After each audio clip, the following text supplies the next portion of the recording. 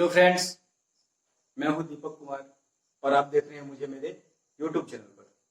तो दोस्तों, आज हम लोग एक बहुत ही इंपॉर्टेंट टॉपिक पर डिस्कस करने जा रहे हैं, जो है कूलॉम का नियम, कूलॉम्स लॉ। यदि दोस्तों आप लोग मैट्रिक में हैं, इंटर में हैं या किसी कंपटीशन की तैयारी में हैं, तो ये आप लोगों के लिए बहुत ही इंपॉर्टेंट वीडियो है। और हाँ दोस्तों, यदि आप लोग मेरे चैनल पर नए हैं तो मेरे चैनल को सब्सक्राइब कर लें और इस वीडियो को पूरा देखने के बाद अगर आपको मेरा वीडियो पसंद आए तो ही आप लाइक करें, वरना इसे आप डिसलाइक कर दें। तो चलिए दोस्तों, बढ़ते हैं हम लोग अपने टॉपिक पर। तो यह कूलम्ब्स लॉ हमारा है कि दो आवेशों के बीच लगने वाला आकर्षण या प्रतिकर्षण बल दोनों आवेशों के गुणनफल के समानुपाती तथा उनके बीच की दूरी के वर्ग के व्युत्क्रमानुपाती होता है। तो दोस्तों, हमारा यह कूलम्ब का नियम है, जो इस तरह से है कि दो आवेशों के बीच लगने वाला आकर्षण या प्रतिकर्षण बल दोनों आवेशों के बीच के गुणनफल के समानुपाती तथा उनके बीच के दूरी के वर्ग का व्युत्क्रमानुपाती होता है। तो चलिए दोस्तों, इसका डेरिवेशन देखते हैं हम लोग क्या है। तो मान लेते हैं कि मान लिया दो आवेश है, मान लिया एक आवेश हमारा यह है, दूसरा आवेश यह है। तो आवेश को दोस्तों हम लोग Q से सूचित करते हैं। तो हमारे पास दो आवेश है, इसलिए एक को Q1 मान लेते हैं और दूसरे को Q2 मान लेते हैं। और इन दोनों आवेशों के बीच का जो दूरी है, उस दूरी को हम लोग R मान लेते हैं। दोनों के बीच का जो दूरी है, उस दूरी को R मान लेते हैं। तो कूलॉम के नियम से हमारा क्या है, तो कूलॉम के नियम से यह है कि दोनों आवेशों के बीच लगने वाला आकर्षण या प्रतिकर्षण बल, तो बल को दोस्तों हम लोग F से सूचित करते हैं। तो जो लगने वाला आकर्षण या प्रतिकर्षण बल है, वह दोनों आवेशों को गुणनफल के, दोनों आवेश जो है Q1 और Q2, इन दोनों आवेशों के गुणनफल के समानुपाती होता है। जो हमारा बल है वो दोनों आवेशों के गुणनफल के समानुपाती होता है। इसको दोस्तों हम लोग इक्वेशन 1 मान लेते हैं। तो जो हमारा बल है वो डायरेक्टली प्रोपोर्शनल है दोनों आवेशों के गुणनफल के। फिर आगे क्या है, तथा उनके बीच के दूरी के वर्ग के व्युत्क्रमानुपाती होता है। यह जो बल है वह क्या होता है, इनवर्सली प्रोपोर्शनल होता है उसके दूरी के वर्ग का, दूरी के स्क्वायर का। तो जो दूरी है उसके स्क्वायर का क्या होता है, यह इनवर्सली प्रोपोर्शनल होता है, व्युत्क्रमानुपाती होता है। इसको मान लेते हैं हम लोग समीकरण 2।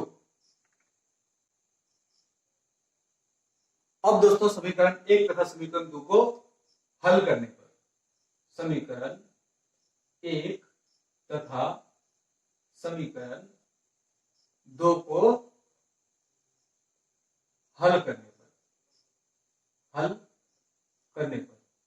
यदि हम समीकरण 1 और समीकरण 2 को हल करते हैं तो यह हमारा हो जाता है F directly proportional to Q1 into Q2 by R square. ये हमारा आता है समीकरण 1 और समीकरण 2 से क्या आता है, F समानुपाती Q1 into Q2 by R square. अब दोस्तों हम लोग इस समानुपाती को हटाते हैं, इसके बदले में हम लोग बराबर देते हैं।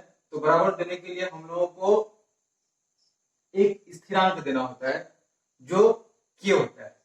तो अब ये हो जाता है कि Q1 into Q2 by R square, जहां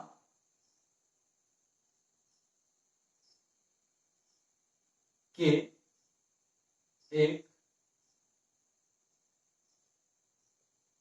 स्थिरांक है जिसका मान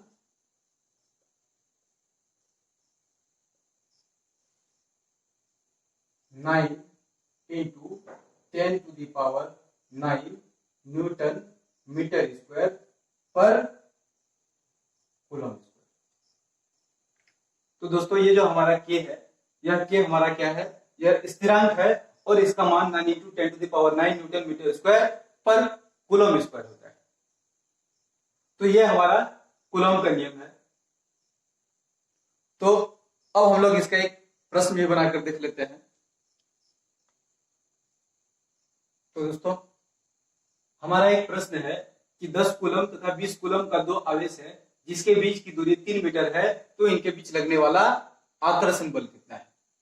हमें यह दोनों आवेशों के बीच लगने वाला जो आकर्षण बल है उसकी गणना करना है। तो कैसे करेंगे दोस्तों?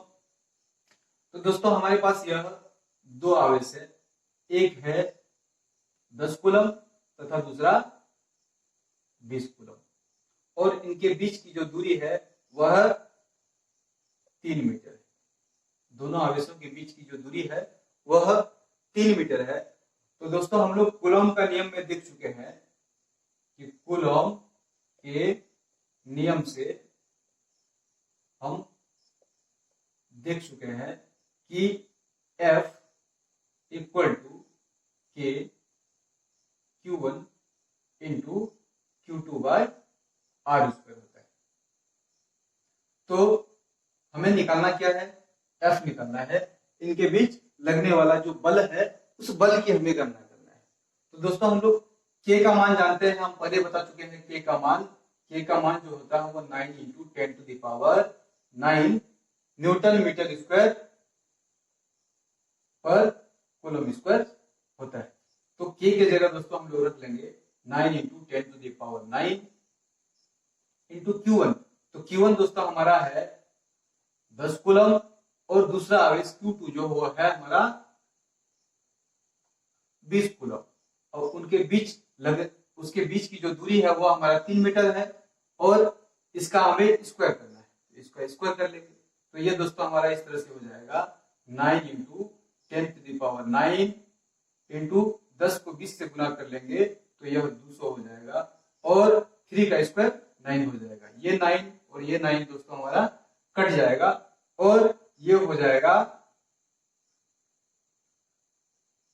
10 टू द पावर 9 इंटू इसको हम लोग तोड़ लेंगे 200 को, तो 2 इंटू 100, तो 100 को हम लोग 10 का स्क्वायर लिख सकते हैं। तो ये हो जाएगा 10 टू द पावर 9 और यहाँ 10 टू द पावर 2, तो मिलकर हो जाएगा 10 पे पावर 11 इंटू 2। तो दोस्तों हम लोग इसको 2 को पहले लिखते हैं फिर 10 पे पावर 11 इस तरह से। तो 2 into 10 to the power 11 newton metre square पर कूलम स्क्वायर, ये हमारा इन दोनों आवेशों के बीच लगने वाला आकर्षण बल होगा। तो उम्मीद है दोस्तों आप लोगों को बहुत अच्छी तरह से समझ में आ गया होगा। तो मिलते हैं एक दूसरे वीडियो पर, तब तक के लिए गुड बाय।